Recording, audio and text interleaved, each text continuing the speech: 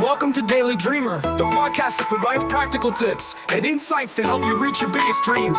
Tune in for daily doses of motivation, inspiration, and actionable advice to turn your aspirations into reality. Whether you're looking to find clarity, boost your confidence, or stay on track with your goals, Daily Dreamer is here to guide you every step of the way.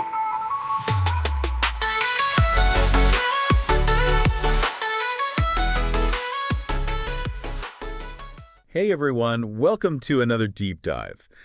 Today we're going to be unpacking a conversation between Dr. Jordan Peterson and podcast host Chris Williamson. Yeah, this should be interesting. Yeah, it is. We're working from the transcript from Chris's YouTube channel, so we're going way deeper than like those little snippets and sound bites you see everywhere. Right, yeah, I think it's going to be a good one. The conversation is super raw and unfiltered. Yeah. So it gives us a really good look into how these two guys think. I was really excited when I first started reading this transcript because Peterson comes out swinging right away. Oh, yeah. He says that going after truth is the hardest thing you can do. Wow. But it's also the biggest adventure you'll ever have. I love that. I know, right? What do you think about that? It seems counterintuitive. It really is. Yeah. Yeah, because most people, I think, associate truth with, like, certainty and safety. Right. And comfort. Like, you want to know what's true so that you feel secure in the world. Makes sense. But Peterson's saying that truth is actually about embracing uncertainty and letting go of control. Yeah, he doesn't want to control what happens. He says that's less adventurous. Right. And that's where the adventure comes in. Because when you let go of that need for control, you open yourself up to all these possibilities that you could never have imagined. It's like you're choosing to be surprised by life. Exactly. Instead of trying to like script everything. Which never works anyway. That's right. Yeah. Exactly. Yeah. Life always throws you curveballs. Always. So you might as well embrace the ride. I love that. So we're already getting into this idea of comfort and control and how maybe letting go of those things a little bit can actually lead to a more fulfilling life. Exactly. And speaking of letting go, this is where Peterson brings up cynicism. Oh, yeah. Cynicism. He says that cynicism is actually a step up from naivety. Okay. Which makes sense. You know, naivety is like being totally clueless about the world. Yeah, just completely oblivious to how things actually work. Right. Exactly. So cynicism is at least recognizing that there's darkness and corruption and all that bad stuff. It's like waking up to the realities of the world. Yeah. But here's the thing. Peterson says that cynicism can turn into a trap if you're not careful. It definitely can. Yeah. Because it's easy to get stuck in that negative mindset. Right. Where you just see the bad in everything. Like you become so skeptical that you miss out on all the good stuff. Exactly. And that's what Peterson is warning against. Okay. So how do we avoid falling into that trap? Well, Peterson says you need to be cynical enough to question even your own end cynicism. Okay, so you're not rejecting cynicism outright. No, it's more like being aware of its limitations. Okay. You know, recognizing that cynicism can actually limit your growth. You're cynical of your cynicism. Exactly. You're using your skepticism to examine your own beliefs and assumptions. I like that. So it's like finding that balance between being appropriately skeptical, but also staying open to new possibilities. That's a great way to put it. It's like walking a tightrope. Right. How do you walk that tightrope? Well, Peterson uses this really interesting analogy. He talks about the inner citadel. The what? The inner citadel. It's this idea that we all have this inner world. Okay. Where we can retreat to when things get tough. I think I've been there. Yeah, we all have. Yeah. Like a fantasy world where everything is the way we want it to be. Where everything makes sense. Right, where we're in control. Where we feel safe. Exactly. But how does this inner citadel relate to cynicism? Well, think about it. When you retreat into that fantasy world, you're essentially cutting yourself off from reality. You're not engaging with the real world. Right, and that's where cynicism can come in. How so? Because when you're stuck in that inner citadel, you can start to see yourself as a victim. Like the world is out to get you. Exactly. And you start to blame everyone else for your problems. Instead of taking responsibility for your own actions. Right, and that's a recipe for bitterness and resentment. Which ultimately leads to more suffering. Exactly. So it's like Peterson is saying that you need to be willing to step outside of that inner citadel. And face reality head on. Yeah, even if it's uncomfortable. That takes courage. It does. And that's where this idea of asking stupid questions comes in. Okay, I've heard Peterson talk about this. What does he mean by stupid questions? He means the questions that you're afraid to ask. Because you think you should already know the answer. Exactly. Or because you're worried about looking dumb. Yeah, I've definitely been there. We all have. But Peterson says that asking those questions is actually essential for growth Why is that? because it forces you to confront your own ignorance. Okay. And when you admit that you don't know something. You open yourself up to learning. Exactly. He gives this great example of a patient he had who was struggling socially. Okay. So Peterson challenged him to ask 50 women for their phone number. Wait, seriously? Yeah. And the point wasn't about actually getting dates. Okay. It was about facing his fear of rejection Wow. and getting comfortable with being uncomfortable. I can see how that would be a game changer. Have you ever been in a situation where you were afraid to ask a question? Oh, yeah. All the time. Especially like in academic settings. Yeah. You know, you don't want to sound stupid in front of everyone. Right. You want to appear like you know what's going on. But I've learned that the more you're willing to put yourself out there and admit you don't know something, the more you actually learn. It's like that saying, the only true wisdom is in knowing you know nothing. That's a good one. Yeah. So we've got embracing the unknown, challenging our cynicism, Right. and asking those stupid questions. It's a lot. It is. It's a lot. But it sounds like it could be really transformative. I think so, too. So where do we go from here? What else does Peterson have to say about how to navigate this crazy thing called life? Well, that's a great question, and we're going to dive into that right after this quick break. Okay. So Peterson talks a lot about sacrifice Okay. and how it's essential for a meaningful life. Sacrifice. That sounds a little intense. Yeah, it can, Yeah. but he's not talking about like some kind of deprivation or self-denial. It's more about making conscious choices to forego something in the present for something better down the road. Okay. That makes sense. Like delayed gratification.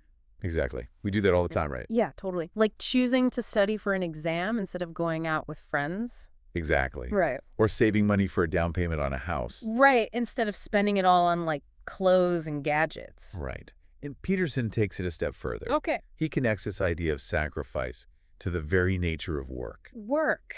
Yeah, he sees work as a constant series of sacrifices. How so? Well, think about it. Every time you go to work, you're giving up something. Yeah, like free time and relaxation. Right. But you're doing it for a reason. Yeah, to earn a living, to support yourself and your family. Exactly. So in a sense, you're sacrificing the present moment for future rewards. It's like an investment. That's a great way to put it. You're investing in your future self. I like that. So Yeah. it's not that work is inherently bad. No, not at all. It's just that it requires us to make sacrifices in the short term. Right.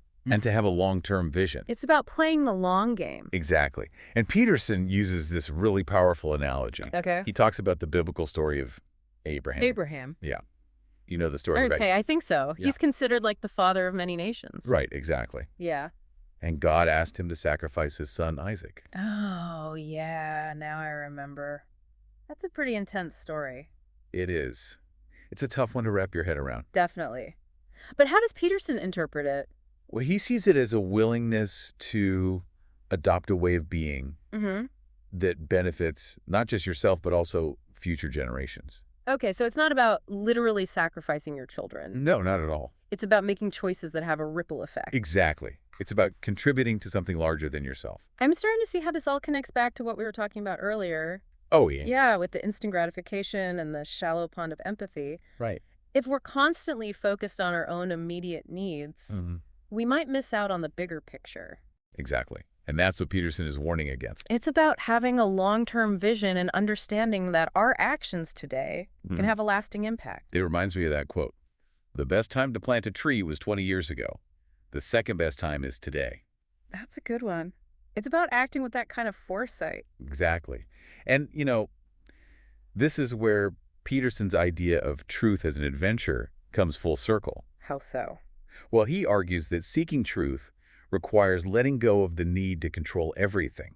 So it's about being willing to let go and see where life takes you. Exactly. Even if it's a bit scary. It's about embracing uncertainty. Yes. And being open to the consequences of pursuing truth. That's what makes life exciting. Exactly. It's like choosing to live in a world of possibilities rather than limitations.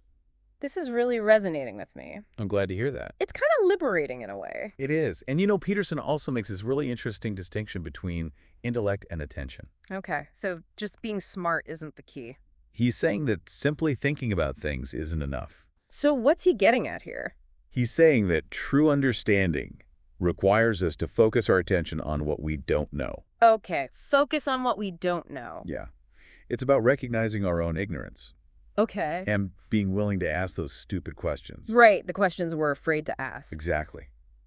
Because they might make us look foolish. But those questions are the ones that can lead to real growth. Exactly. And Peterson points to Joe Rogan as a great example. Joe Rogan, the podcast guy. Yeah, he's constantly asking questions. He is. And seeking knowledge from all sorts of people. Even when he doesn't agree with them. Right. He's not afraid to admit when he doesn't know something. And he's always eager to learn. Exactly. And Peterson contrasts this approach with what he calls the Luciferian intellect. The Luciferian intellect. Okay, now you're losing me. It sounds scary. Owen. It does. What does he mean by that? Well, he's using this term to describe people who have an inflated sense of their own intellectual superiority. So it's not that being intelligent is bad. It's about how you use that intelligence. Exactly. It's about humility versus arrogance. Okay, I'm starting to get it. Peterson is warning us against mistaking intelligence for wisdom. Right, because you can be really smart, but still make really bad decisions. Exactly. True learning comes from a place of openness and curiosity. That's a great point. It's like the difference between having knowledge and having understanding. Right. And speaking of understanding, Peterson also emphasizes the power of stories. Stories? Why stories? Well, he argues that these stories, particularly those found in religious texts, Okay. offer profound insights into the human condition. So he's not talking about just any stories. Right. He's talking about the stories that have been passed down through generations. The stories that have stood the test of time. Exactly. Because these stories give us frameworks for understanding life's complexities. Like they're ancient roadmaps for navigating life's challenges. That's a great analogy. Yeah. And Peterson sees these stories as providing answers to some of life's biggest questions. Like what's... Like, what's the meaning of life? How should we live? What does it mean to be human? It sounds like he's saying that these stories aren't just ancient myths, Right. but rather maps of meaning that can guide us in our own lives. Exactly. And he's particularly drawn to the biblical stories. The Bible? Why those stories? While he sees them as rich with psychological and philosophical insights that are still relevant today. It's fascinating how he connects these ancient stories to modern life. What kind of insights is he talking about? Well, for example, he talks about the story of Job. Job, the guy who lost everything. Yeah, exactly. Job goes through so much suffering. He loses his family, his possessions, his health. It's hard to imagine going through something like that. It is. And yet Job refuses to give up on his faith. He doesn't curse God or anything. No, he wrestles with his pain. He questions everything, but he ultimately chooses to persevere. Wow. That takes a lot of strength. It does. And Peterson sees Job's story as a powerful exploration of human resilience. Resilience in the face of suffering. Exactly. He's not saying we should passively accept suffering, Okay. but rather that we have the capacity to find meaning and purpose. Even in the darkest of times. Yes. And he also warns us about the danger of holding on to resentment. Resentment. Yeah. He argues that it only adds to our suffering. It's like that saying, holding on to anger is like drinking poison and expecting the other person to die. That's a good one. Whoa. It's about letting go of the things we can't control. So what's Peterson's main message here? I think he's saying that life is full of challenges, Okay. but it's within those challenges Yeah. that we have the potential for incredible growth, meaning, and even joy. It's about embracing the messy reality of life. Exactly. Rather than trying to avoid it. This has been really thought-provoking, so how do we take all of this and apply it to our own lives? Okay, so we've covered a lot of ground here. Truth, cynicism, sacrifice. It's been a wild ride. It has. It's a lot to process, for sure. It is. But there's one more piece I want to touch on before we wap up. Okay, what's that? Identity. Yes, identity. That's a big one these days. It is. And Peterson has some really interesting thoughts on it. He does. He actually challenges the whole idea that identity is just about how you feel inside. Wait, so it's not just about, like, identifying as something? He says that true identity is actually formed through your actions. Actions. Yeah, and the responsibilities you take on in the world. So it's not just about saying, I'm a creative person or I'm a leader. Right. It's about actually living it out. Exactly. He uses himself as an example. He's a professor, a husband, and a father. Okay. And these aren't just titles for him. Right. They're roles that shape who he is. Because of the actions and commitments they require. Exactly. So it's like your identity is built through your actions and your commitments. I like that. It's about walking the walk, not just talking the talk. Exactly. It makes me think about all the different roles I play in my own life Yeah, and how they kind of contribute to my sense of self. absolutely. Like, what are the roles that you feel most define you? That's a good question. I mean, definitely being a parent. That's a huge part of who I am. Right. And also my work. I feel a sense of purpose and identity through my work. That makes sense. What about you? Have you ever felt like a certain experience or responsibility really shaped who you are? Oh, definitely. I think back to when I first started teaching. Okay. I was so nervous, like terrified of getting up in front of a classroom full of students. And I can imagine. But I forced myself to do it. And over time, I actually gained confidence. Yeah. And it really changed how I saw myself. You realized you were capable of more than you thought. Exactly. And now teaching is a huge part of my identity. That's awesome. So Peterson's saying that true identity comes from taking on responsibilities Yes. and from the actions we take in the world. And he contrasts this with the idea of just chasing after whatever feels good in the moment. Right. He talked about the shallow pond of empathy. Exactly. He says that kind of shallow pursuit of pleasure ultimately leads to an empty sense of self. So it's like the difference between instant gratification and lasting fulfillment. Yeah, that's a good way to put it. And Peterson argues that true fulfillment comes from contributing to something bigger than yourself. Whether it's your family, your community, or even just pursuing knowledge itself. I think this ties back to what we were talking about earlier Oh, yeah. with the Luciferian intellect. Yes. Remember how he said that intelligence can be dangerous? Right. If it leads to arrogance and a disconnect from reality? It's like thinking you have all the answers without actually experiencing life. And without learning from your mistakes. Exactly. And he contrasts that with someone like Joe Rogan, who's super intelligent, but also incredibly humble and curious. Right. He's always asking questions and admitting when he doesn't know something. That's so important. It's about recognizing that learning is a lifelong journey. Absolutely. And that there's always more to discover. It's about staying open to new ideas and new experiences. This has been an incredible deep dive. It has. Peterson's ideas really make you think. They do. He challenges us to embrace truth even when it's uncomfortable, to take responsibility for our own lives. Yeah. And to act with courage and integrity even when it's hard. It's not always easy. It's not. But I think it's the path to a more meaningful and fulfilling life. I agree. And, ultimately, Peterson's message is one of hope. Hope. Yeah. Yeah. He believes that we all have the potential for greatness, Okay. that we can overcome our challenges and live lives of purpose and meaning. So it's not about being perfect. No. It's about striving to be better. Exactly. And about supporting each other along the way. I love that. This has been a truly inspiring conversation. It has. So, to all of you listening out there, Yeah. what unexplored truths are calling for your attention?